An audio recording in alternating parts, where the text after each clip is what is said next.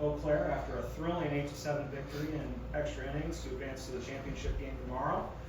We have head coach Leslie Huntington, along with student athletes Kira Schubert and Brooklyn's Swanepoel. Coach, go ahead and start us off with a few opening remarks, and then we'll go from there. Well, I'm still trying to get my heart rate to come down right now. But what a game. What a game. I mean, this is what postseason is about. And I'm just so excited for these guys to have this opportunity to experience this. You know, you want these types of moments for your team.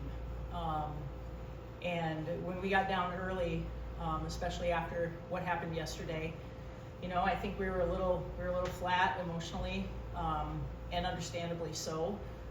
We knew our backs were against the wall, and but man, we just, you know, we found a way to get some energy, and we found a way to just start making things happen. And you know, we've done that a lot this season, and but to be able to do it against a quality opponent like Baldwin Wallace, I mean, wow, you know, there was just no quit in us today. And my hat's off to Baldwin Wallace. They're an extremely good team, and I'm just, you know, again, I'm so happy for our team, and having this opportunity to experience this kind of thrilling, you know, postseason. I've got to know, I'm going to bring it right back to you, Coach. Have you ever gotten that deep in your bench? Or how long has it been since you've gotten that deep in your bench? You know, honestly, we get deep into our bench quite frequently. So it just requires some creativity. But we've got a team full of athletes that not only are they able to do a variety of things, but they're willing to do whatever the team needs. And that's what we had to do today. We had to get creative.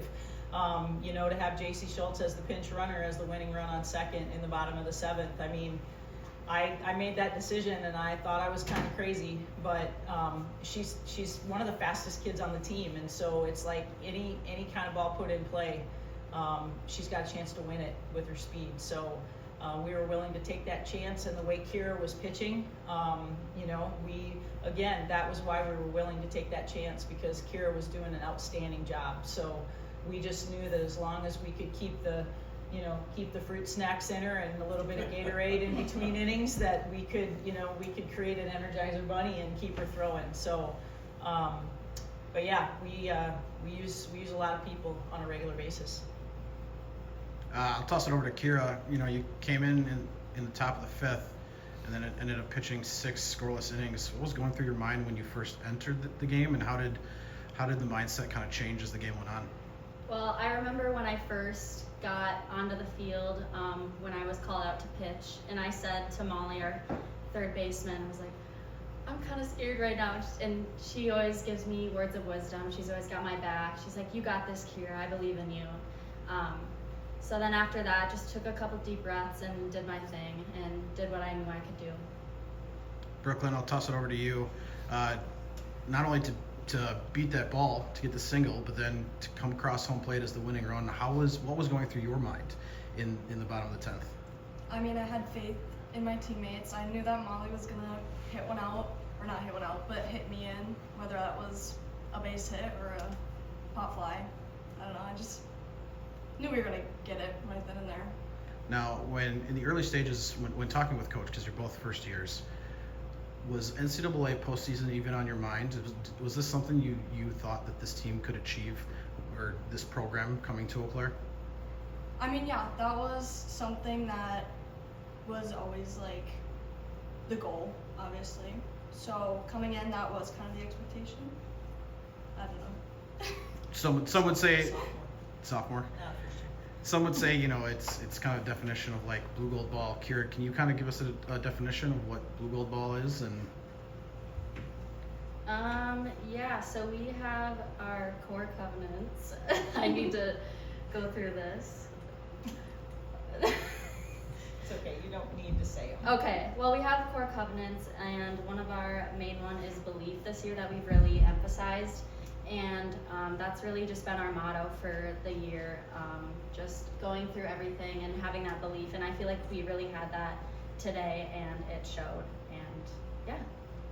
Coach, I'll end with you. Another day of softball tomorrow, going up against the host school, Trine. They haven't lost in this tournament yet. What does this team need to do to, get two past them and move on to the Super Regional? Yeah, we just have to play one pitch at a time. We just have to focus on getting outs. We got to execute extremely. We've got to execute extremely well. I mean, they're really tough in the circle. They hit the heck out of the ball. They're just, it's not a secret. Like, they're really good. And so I'm excited for the challenge. It's an opportunity. And that's the way we're going to approach it, is an opportunity to see if we can shake things up. It's bonus softball at this point, and we're still going to come out and we're going to compete hard. We're going to do everything we can. And again, I go back to what I said yesterday. We don't come into games hoping to win. We come into games expecting to win, and we're just going to work and try to figure out as we go how we can make that happen. All right, thank you, Coach. We'll see you back here tomorrow. All right, thank you guys.